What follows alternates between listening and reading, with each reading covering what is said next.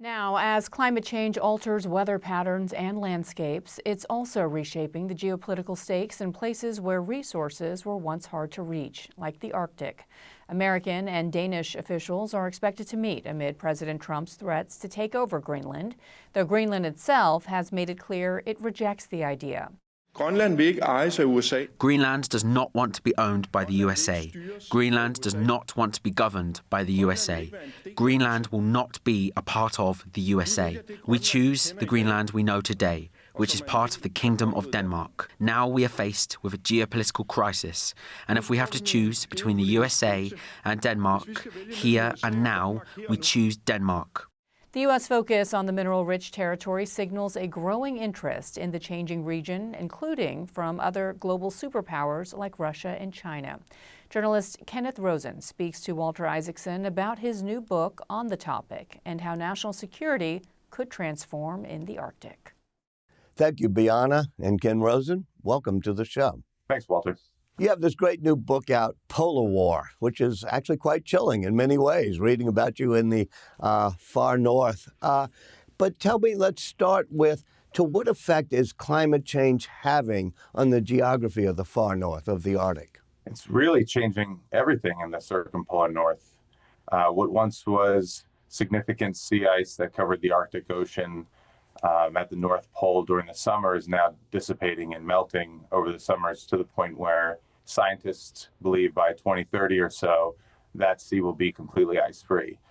That's probably the most dramatic effect we're seeing, but with the receding of that ice along the coastlines of, say, Alaska and the Barents Sea and elsewhere in the Arctic Ocean, the communities that live along the shorelines are now facing no more protection from the ice, protection from typhoons and other weather events that once were trapped underneath ice or kept at bay because of the ice. And your book's mainly about the struggle for power, all the spies being involved. So tell me how what you just said affects national security of the United States. So as that ice melts and permafrost thaws, one of the main concerns, one of the driving components of a power competition in the high north is the opening of sea channels, commercial seaways, principally above Russia's land border with the Arctic, what they're calling the Northern Sea Route. It's a significant change because ships coming from East Asia to Europe would sever about 10 to 12 days off their journey. A huge impact on shipping and the cost of shipping across what was the Suez Canal and could now be a potential alternative. So this week, of course, the big news is that Secretary of State Rubio is going to negotiate. Tell me about that trip and what you think they're really trying to achieve there. Well, as you know, Walter, it came on the heels of President Trump stating after attacking Venezuela and unseating Maduro that he wanted Greenland again, which was not something that he has not said before. He said it several times, both in his first presidency and now the second term. And it seems as though he was considering a military option, but now is potentially looking at a diplomatic option. He's gone as far as saying that he would pay for Greenland. And of course, Walter, having read the book, you know that the U.S. has a long history of wanting Greenland and trying to acquire it or having some control over it during World War II. So it's not out of the realm of possibility that a president would want it, but to do it in such a bellicose way is a little troublesome when, as we mentioned earlier, the region's in a strange state of affairs already, given climate change. Well, yeah, you mentioned that we've had a long history of this. I didn't realize that right at the end of the Civil War in 1867, we're buying Alaska, which is somewhat of an analogy to this. And we're also thinking, let's also buy Greenland. So explain how long we've been thinking about this. Well, Secretary Seward, President Lincoln's Secretary of State, was the one who wanted to buy what a lot of people in Congress, a lot of congressional members thought was an ice box, right? It would just be this place that would end up giving nothing to the U.S., just be this total tear on resources and a strain on the economy. But eventually turned out to be a boon for the U.S., as we know, with the Trans-Alaska Pipeline. And you're talking about Alaska, yeah, right. It's just Alaska. And so after that, they were considering, the Congress and the president were considering, well, maybe we shouldn't have to fight for a lot of the territory that we won. Maybe we could actually go out and purchase it. They had considered buying Canada as the UK was rolling back its territories overseas. And one of those other potential parcels of land was Greenland, and turned out to be a much needed part of our national defense during World War II. And President Truman, I think, was thinking of offering $100 million, I read. Yeah, now they're talking about, $5 billion or just a couple $1 trillion for Greenland, and it's almost a moot point because the Greenlanders have said, the Inuit people of Greenland have said time and again that they're not for sale. They want to do business. They certainly want to open up their economy. They're looking at expanding their tourism and fishery industries, but an outright takeover, whether it be through cash or arms, is not quite beneficial to their interests, and they know that. So if there's not going to be an outright sale, what could there be that makes some sense? Is there anything that the Trump administration could get other than what we already have in our treaties, which is military bases?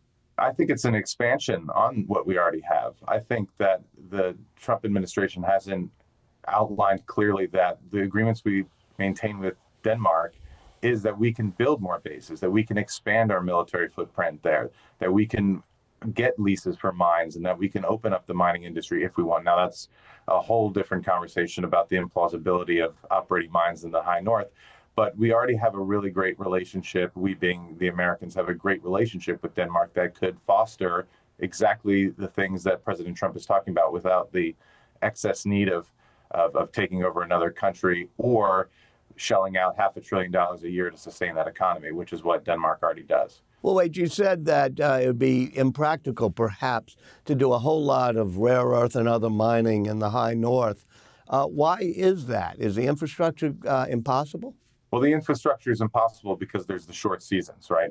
It's dark for all of winter. The shoulder season of summer is 4 or 5 months where you can get boats in and equipment in, and that is long before you even build out roads or the infrastructure needed for mining. I mean, Walter, Greenland is 2.5 times the size of Texas, and it has 100 miles of roads. So there would be a lot of development that needs to go into it. There's already difficulties in Alaska and northern Canada when it comes to building out military bases or rare earth mines, and looking down at the longevity of such a place, you need to look at 25, 50 years rather than the normal 5, 10, 15 years of when a mine's going to be profitable. So there's a lot more that goes into it, and there's got to be a lot more investment over a longer period of time. Let me read you a sentence from the book, which deals with Russia. You say Russia is leading the charge with more military bases in the Arctic, greater competency in cold weather operations, and a fleet of icebreakers that dwarfs the maritime Arctic fleet of every other nation. So is it inevitable that Russia has a huge military advantage throughout the Arctic? They certainly have the positioning, and they have the equipment. Their icebreakers, somewhere north of 50 or so nuclear-powered icebreakers, have a lot more time in the water and are up there more and more frequently. Whether or not their military capabilities are up to snuff, up to a conflict or up to readiness for an event in the high north is unclear, given what we saw in Venezuela with unmaintained surface-to-air missiles and other equipment. So they certainly. And how does Ukraine, their involvement, affect their ability in the high north? Well, one of the interesting notes that I found from traveling the north is that a lot of the drone strikes that were undertaken against Kyiv were initiated from the Kola Peninsula, which is where Russia keeps its nuclear armed forces and its bastion defense. So it remains a place of a launch pad for a lot of the military strikes in Ukraine, and it could be seen that would translate to perhaps a launch pad for strikes against Eastern or Western Europe or even the United States. You talk about how the Russians are much better with icebreakers, which seems like an obvious tool you need for that region still. And, in this area, Bollinger Shipyard's built a whole lot of icebreakers, but they need to get the magnets and some of the rare earth from China in order to do it. Are we handicapped because of things like that? I'm not sure. A lot of the issues with the shipbuilding was the fact that the U.S. Coast Guard continued to change the designs of the ships as they were being developed. These security cutters, these polar security cutters, which is a program long delayed 10 or more years and into 20 years now. and that's one of Trump's desires for Greenland, is to get those rare earth minerals that would ostensibly fuel some of the development of greater technology in the military. But I don't think that particularly pertains to the ships themselves, which is a whole nother mess and nightmare: lack of funding, lack of Coast Guard enrollment, enlistment, and loss of the admiral leading the Coast Guard only when Trump took office in January of last year. You talk about the ships we might need in order to defend parts of the Arctic, the ice-breaking ships and all. It would seem to me, especially having read your book, that this is a good region for drones as opposed to humans, whether it be drone ships, drone warfare. Is something happening along those lines? That's a great point. We haven't seen a lot of development of these autonomous vehicles or autonomous aircraft in the area, in part because the guidance systems are so hampered by this change in magnetic north, by digital guidance versus actual guidance of, trying to navigate in a place where the compass is spinning nonstop. That's why Starlink has proven to be so invaluable in the region, because the U.S. doesn't have the satellite capabilities up in the high north, but Starlink does. So when I was traveling with the U.S. Coast Guard in the Arctic Ocean just north of Norway, they were in love with the fact that they finally had Starlink for the first time, and they were testing it out for the rest of the fleet, for the rest of the Coast Guard, to see if it would work up there. So things like that, satellite imagery and more satellite coverage of the high north is where they are looking. And what about those technologies, Starlink, other satellite technologies? How would new technologies help solve this? And to what extent is there a counter to that, all the spies and the jamming that you talk about in the book? Right. So an over-reliance on technology is definitely a hindrance, right? But if we can develop more satellites in the region, then we have better communications.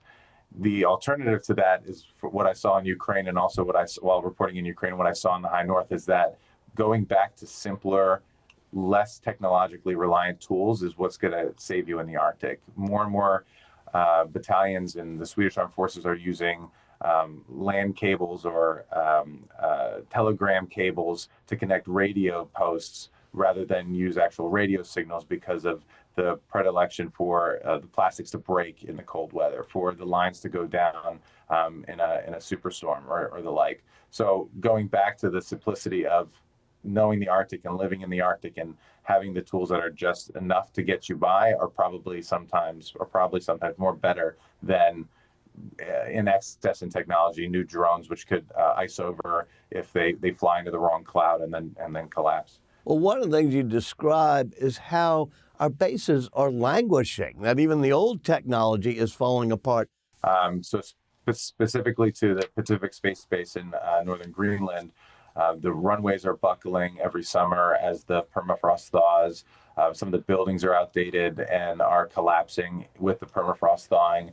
And some of the barracks for the people who live there, the few people who live there, are not even Wi-Fi equipped. They were just living in a sort of tent in the north without the amenities of a modern life. And even in Alaska, this was the case, with the fences that were surrounding Eielson Air Force Base becoming exposed to melting or thawing permafrost and melting ice, so that someone could even crawl underneath a chain link fence now and get access to the base. When you look at China, it's got no border on the Arctic, but they're calling themselves a near-Arctic nation. And of course, what you describe makes sense to me suddenly, which is they could get whole new routes for their entire supply chain and trading system if they do it. What are China's intentions in the Arctic? It wants to develop what it's calling the Polar Silk Road, also along that northern sea route, to get a stake in the Arctic. Right now, the Arctic Council, the primary governing body in the high north, is composed of 8 nations, and China is just an observer state. So as long as it can keep pushing its way into the north and find reasons to support Russia and its endeavors, it can also become a player up there. But ever since Russia's invasion of Ukraine, as we were mentioning in Svalbard, Turkey signed on to the Svalbard Treaty. All these other nations are claiming near Arctic status and wanting to have a piece of what was traditionally just the littoral states and then a few others. A lot of different nations are making headway. India's making headway and saying, we are an Arctic nation because climate change affects us all. There's a valid argument there, but as far as cooperation in the High North, search and rescue, fisheries inspections, that has largely been retained by the 8 Arctic powers, and a lot of them don't want to lose that. Well, you say that China is trying to create, I love the phrase, an Arctic Silk Road through there. It was just a few months ago, right, that they did the first route up there. So they seem to have much more of a claim than any of these other nations talking about being part of the near Arctic. Well, it's a catch-22, right? We let China steam across this northern sea route, and actually South Korea just announced that it was planning on doing one of these routes in the coming months from East Asia to Rotterdam. The problem is that Western nations can't undertake it because of sanctions, and they'd have to face permits given by Russia in order to even transit that area, or face military buzzing, as I mentioned in one of the chapters of the book. So while we could potentially have American or Western companies transit that route, the cost of insurance premiums is really high. You'd have to somehow evade sanctions and pay Russia for the sponsorship to be able to go through that route. And you'd have to have the vessels in order to be able to navigate safely were ice to appear and stop the vessel in its tracks. So it's something that's possible, I think, but it's also hard to undertake when we're also sanctioning the country that is overseeing that very route. At the end of the Cold War, we kind of thought that the Arctic, in some ways, could be a great place of international cooperation. What happened then, and is there any way we could get back to something like that? Right. Soviet leader Mikhail Gorbachev called it a zone of peace, right? And now, from the reporting that I did over the last 2.5, 3 years, it's become something of a zone of war. And what we can do to keep it together, to keep that cooperation ongoing, it's very hard to say, Walter. I mean, just with all the recent rhetoric coming out of Washington, I think a lot of people in Denmark and the Scandinavian nations, the Arctic nations more broadly, are worried about the next 2 weeks, let alone scientific cooperation. They're worried about their own borders and their own populations. And I think we're moving much, much farther away from that conversation of how do we get back to peace and cooperation, and more toward a conversation of, do we need a different framework for managing our international relations up there? If we wanted to get back to an era of peace and cooperation, and you could have 2 minutes with Secretary Rubio as he goes on this trip, what would you advise him? I would tell Secretary Rubio that we are stronger together in the North, and that it's a long-known facility of living in the cold regions, that you will come to rely on your neighbor, and your neighbor will come to rely on you. No matter what kind of relationship you've had, it will always come down to who you know and how well you cooperate together. We have a lot of assets in the High North, and we need to strengthen them, not deteriorate the cooperative mechanisms that we do have in the hopes of getting something that isn't there yet. Ken Rosen, thank you so much for joining us. Thanks, Walter.